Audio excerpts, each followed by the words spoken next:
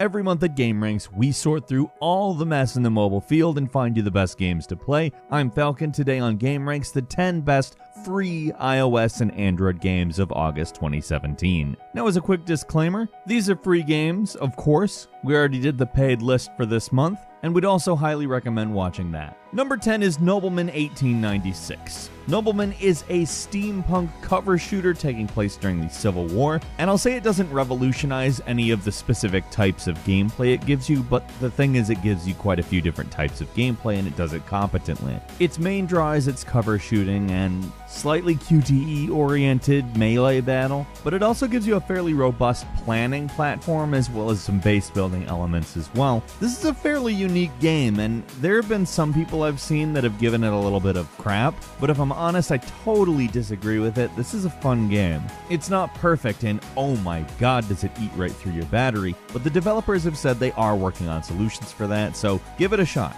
Number 9 is Smashy Duo, a game where you kinda play tennis against hordes of monsters. Yep, I know that sounds really weird, but it's exactly how to describe it as far as I'm concerned. The gameplay is very simple to explain. There's two sides of the screen, left and right, and you have two heroes who are attempting to, well, stop the zombies. If you're looking for depth, I think a gamey game probably isn't the place to stop.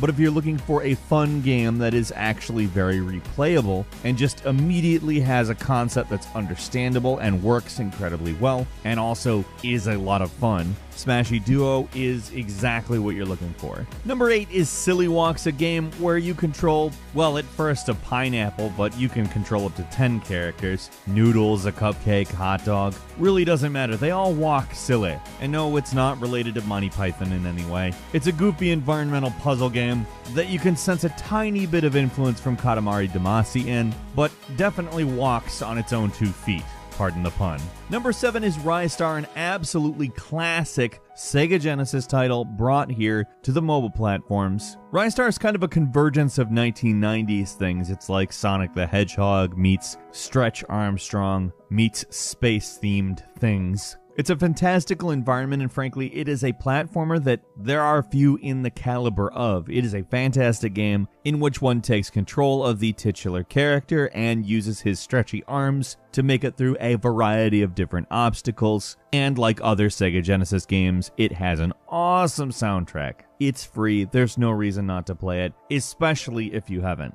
Number 6 is Nitro Chimp Grand Prix, which is in every way a very well working one-finger racing experience. You swipe to go between lanes, so it's not exactly something entirely unfamiliar. In fact, I think there's quite a few different players that will feel totally at home with this one. You win by boosting and stunting, and through various combat-oriented means, and being there is combat, there is also multiplayer. It's actually a really interesting multiplayer that attempts to take the play patterns of a player and simulate them. So in theory, you can quote-unquote play against them at any time. It's not perfect multiplayer, but at least it is interesting. The game has tons to enjoy. It's fast-paced, it's colorful, and it's a hell of a lot of fun. Number 5 is Road Warriors, a side-scrolling, combat-based racing game that I can't even explain to you how enjoyable it is. This is everything I would want out of what I just described. And it's not something that before I played this I thought needed in my life or anything like that, but this is one of those games that is going to surprise you.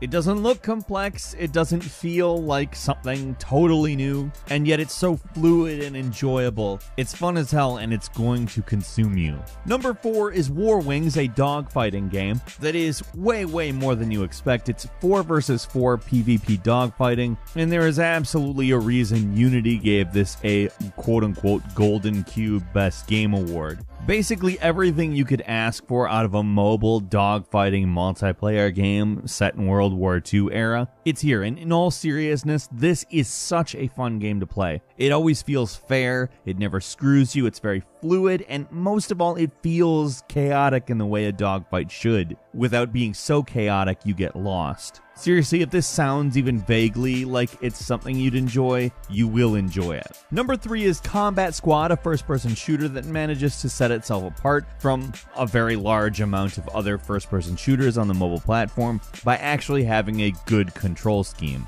Yes, somebody did it. It does a few minor things, but the major thing that it does that really makes it helpful is allowing you to turn on and off auto-firing on the fly. It's part of the gameplay, and that really, really works. Anyway, if you're wondering where it's geared towards, the studio is founded by some people who worked on Counter-Strike, and pretty much at all times this is gonna remind you of that, at least on some level. Fortunately, that is not a bad thing, that is a good thing, and I think Combat Squad is at least worth a whirl for you. Number 2 is Titanfall Assault, which manages to be a Clash Royale clone as well as something altogether different. I would say this has got more layers of strategy than Clash Royale, and also manages not to... The game is obviously built around deck building because that is Clash Royale, but the way movement and maneuvering is handled is just, it's on another level.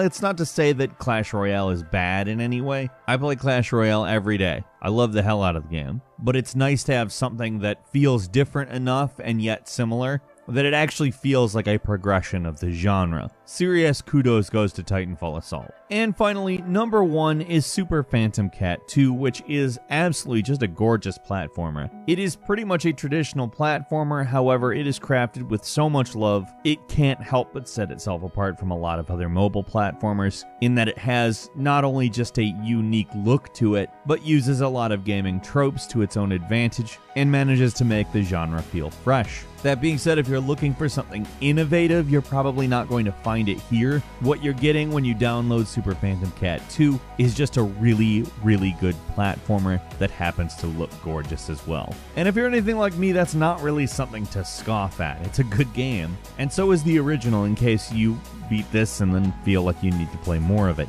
A quick bonus game for you, Spin Addict is a game that, as a runner, manages to give you an interesting perspective on it with some beautiful graphics and interesting mechanics that actually do challenge your preconceived notions on the genre. Did you follow any of our recommendations? What did you think? What were your favorite games this month on the mobile platforms? Leave us a comment, let us know what you think. If you enjoyed this video, please click like, and if you're not subscribed, now would be a good time to do so. We upload brand new videos every day of the week, and the best way to see them first is, of course, a subscription. As always, we thank you very much for watching this video. I'm Falcon. You can follow me on Twitter at FalconTheHero, and we'll see you next time right here on GameRanks.